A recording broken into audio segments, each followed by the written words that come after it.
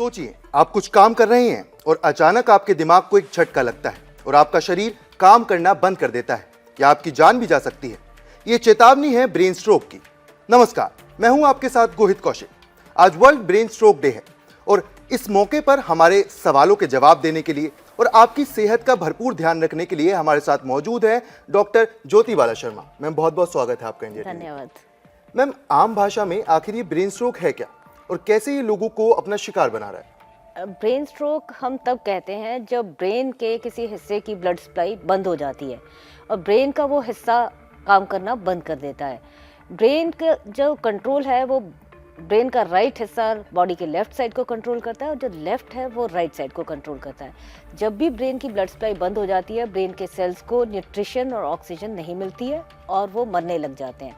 1 minute में लगभग लाखों न्यूरॉन नष्ट होने लग जाते हैं और जैसे जैसे टाइम बढ़ता जाता है ये जो नंबर ऑफ न्यूरॉन्स जो नष्ट होते हैं वो बढ़ते जाते हैं और जैसे ही ब्रेन के जो न्यूरॉन्स है नष्ट हो जाते हैं तो वो अनफॉर्चुनेटली दोबारा रीजनरेट नहीं होते हैं और अगर हमें टाइमली ट्रीटमेंट ना मिले ब्रेन स्ट्रोक में तो ये जो नष्ट हुए न्यूरॉन्स हैं ये हमेशा के लिए परमानेंटली डैमेज हो जाते हैं और इसकी वजह से आपको डिसेबिलिटी होती है जिसमें आपकी बॉडी का एक पार्ट काम करना बंद कर देता है। ये बिल्कुल हार्ट अटैक की तरह है। जैसे अगर यही चीज़ हार्ट में हो तो उसे हम हार्ट अटैक कहते हैं, अगर ब्रेन में हो तो उसे ब्रेन अटैक, स्ट्रोक या पक्षाघात, ये सब हम यूज़ करते हैं टर्म्स ब्रेन अटैक या ब्रेन स्ट्रोक के लिए।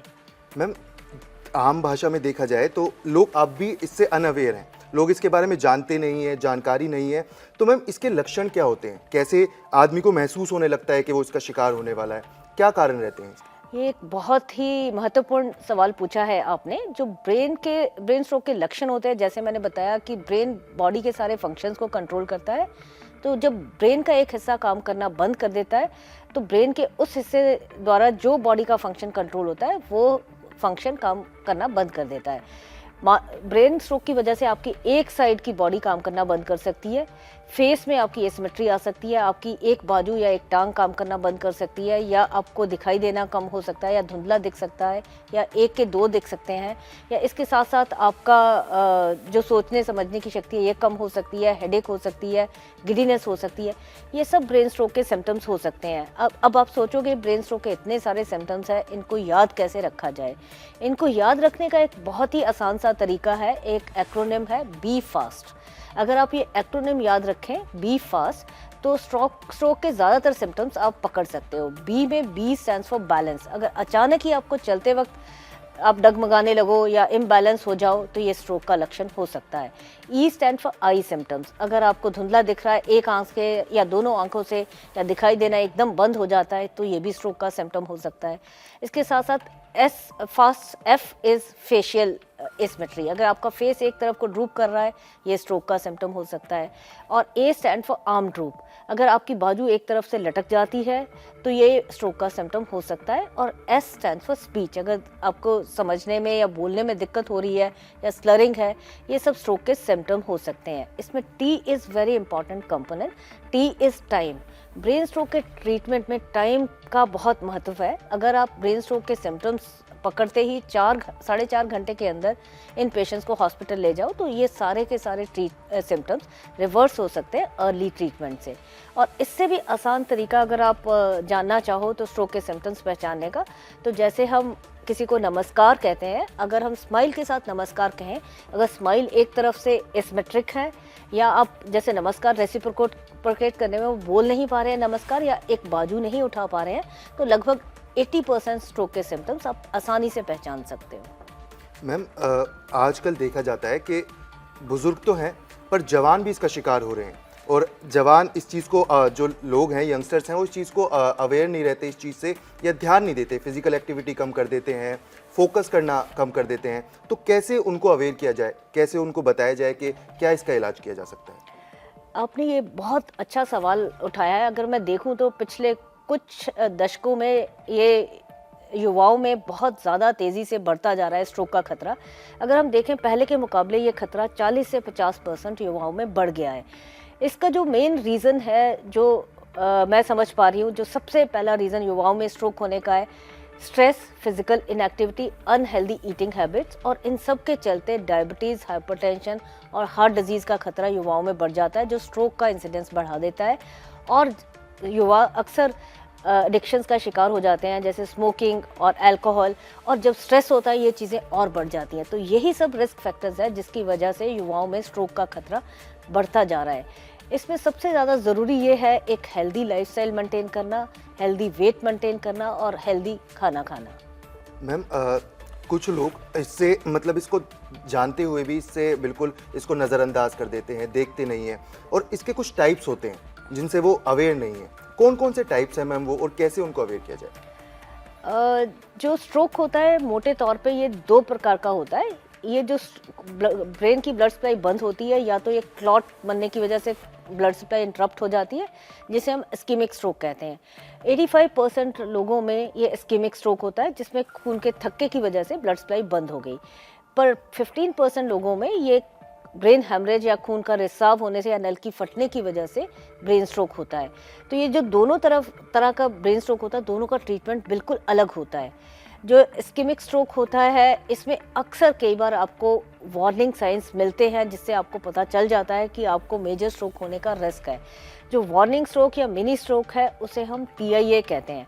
TIA के सिम्टम्स बिल्कुल वही होते हैं जो स्ट्रोक के सिम्टम्स होते हैं, बट फ़र्क सिर्फ इतना होता है स्ट्रोक और TIA या इस्कीमिक स्ट्रोक में कि TIA में ये सिम्टम्स शॉर्ट लास्टिंग होते हैं, कुछ मिनट्स के बाद या कुछ घंटों के बाद या विद इन 24 आवर्स वो कम्प्लीटली रिवर्स हो जाते हैं। क्योंकि सिम्टम्स कम्प्लीटली रिवर्स हो जाते हैं, लोग सोचते हैं शायद वो ठीक हो गए हैं, और उसके बाद भी वो एक मेडिकल एडवाइस नहीं लेते हैं। जबकि TIA एक ऐसी कंडीशन है, अगर इसको आप ध्यान दें और इस वक्त ही आप अपनी थॉरो इवैल्यूएशन करवा लें और आप अपने रिस्क फैक्टर जान लें, तो आप रिस्क फैक्टर्स को ट्रीट करके मेजर स्ट्रोक बचा सकते हैं। मैम, एक टाइम होता है गोल्डन आवर, अगर उस टाइम में आदमी की ट्रीटमेंट नहीं हो पाती या वो सही हॉस्पिटल नहीं पहुंच पाता, तो जान का खतरा बढ़ जाता है।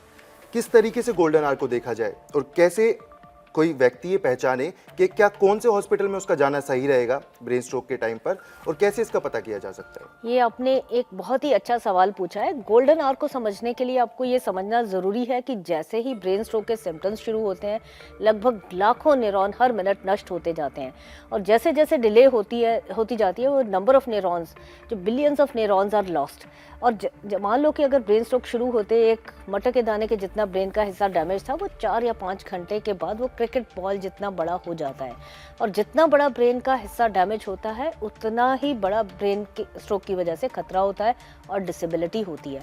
तो जैसे ही ब्रेन स्ट्रोक होता है, अगर हम जल्दी से ब्लड की सप्लाई रिस्टोर कर दें, तो ये जो सिम्टम्स है पूरी तरह से रिकवर होने के काफ़ी ज़्यादा चांसेस होते हैं।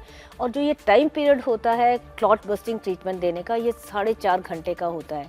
पर इसका ये मतलब हरगिज़ नहीं है कि हमारे पास 4.5 घंटे हैं, हम आराम से 4.5 घंटे में चले जाएंगे। जितना जल्दी ये ट्रीटमेंट मिले, उतना ही अच्छा पेशेंट के लिए होता है।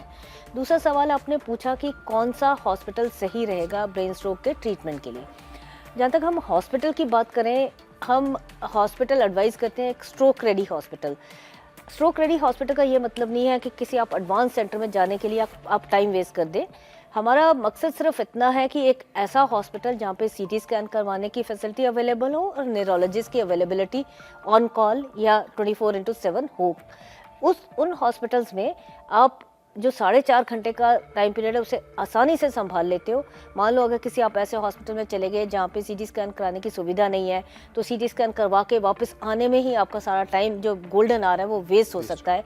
तो एक CT स्कैन होना बहुत ज़रूरी है, एक न्यूरोलॉजिस्ट की अवेलेबिलिटी, ये मिनिमम रिक्वायरमेंट है किसी बेसिक हॉस्पिटल में एक स्ट्रोक के लिए क्लॉट बस्टिंग ट्रीटमेंट देने के लिए।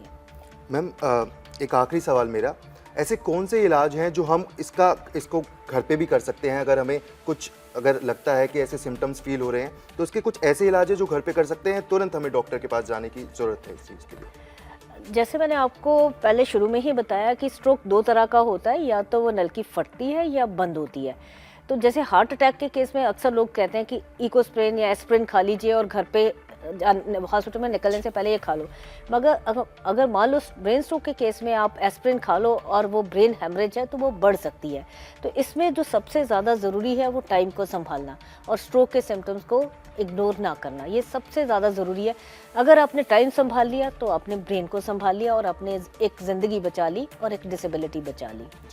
बहुत बहुत शुक्रिया मैम हमारे साथ जुड़ने के लिए।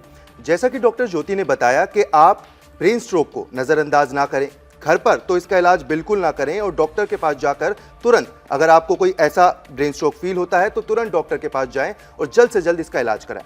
और ऐसी ही तमाम खबरों के लिए देखते रहें इंडिया टीवी।